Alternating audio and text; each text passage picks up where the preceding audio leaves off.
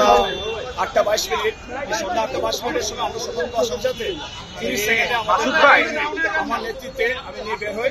আমরা ইতিমধ্যে 8:33 অর্থাৎ 10 মিনিটের মধ্যে আমরা ঘটনাস্থলে পৌঁছে দেখি যে আমাদের এই যে ইটিভি ভবনের যে গ্রাউন্ড ফ্লোরে মানে আগুনে লেলিহান শিখা দেখতে পাচ্ছি। ধাও ধাও করে আগুন জ্বলতেছে এবং আগুনের লেলিহান শিখা বেড়ে যাচ্ছে।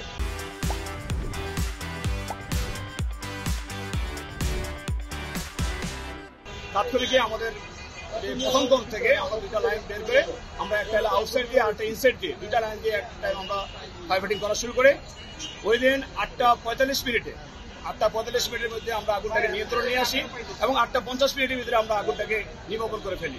তো এখানে আমরা যতটুকু আমরা দেখলাম প্রাথমিকভাবে দেখা যাচ্ছে যে আনুমানিকভাবে তাদের যে ক্যাশ কাউন্টারের যে পিসি আছে, তাদের যে মেকানিক্যাল যে পিসি আছে ওই পিসি থেকে আগুনটা সূত্রপাত হয়েছে এবং এখানে যিনি ম্যানেজার আছেন ম্যানেজারের সাথে কথা বলেছেন এবং ওনারা আসলে মূলত আজকে তাদের অপডেট ছিল। অপডেট হলো ওনারা এসির মেনটেন্যান্স করতেছিলেন। এসি মেনটেন্যান্স করে মাত্র ওনারা বাইরে গিয়েছেন আর ততক্ষণে আগুনটা লেগে যায়। তো ওনারা প্রাথমিকভাবে চেষ্টা করেছেন বিভিন্ন ধরনের ফায়ার এক্সটিংগুইশার দিয়ে আগুনটাকে নির্বাপন করার, বাট ওনারা পারে নাই। আগুনটা যখন বেড়ে যায় আমাদের কাছে ততক্ষণে ফোন চলে যায়, আমরা চলে আসি, এসে আমরা আগুনটাকে সম্পূর্ণভাবে নির্বাপন করি।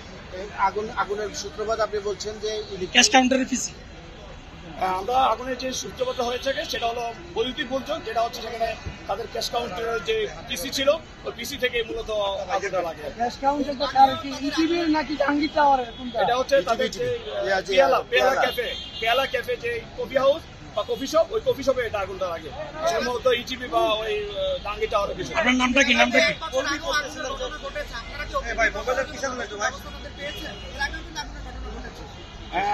এখানে যে এর আগে যে আগুনটা ঘটেছিল মূলত আমরা তাদেরকে আমরা সতর্ক করেছিলাম এবং তাদের যথেষ্ট পরিমাণ আপনারা দেখেছেন যে অনেক তাদের ফায়ার এক্সটিংগুইশার আছে এবং তাদের নিজস্ব যে হোস দিয়েও তারা আগুন নির্বাপনের চেষ্টা করেছে। তারা যথেষ্ট পরিমাণ স্কিল না, আসলে আমরা তারা ফায়ার ফাইটিং যেভাবে কাজ করতে পারি তারা চেষ্টা করেছে আগুনটাকে কন্ট্রোলে রাখার জন্য। আসলে তাদেরও কিন্তু দিতে হবে।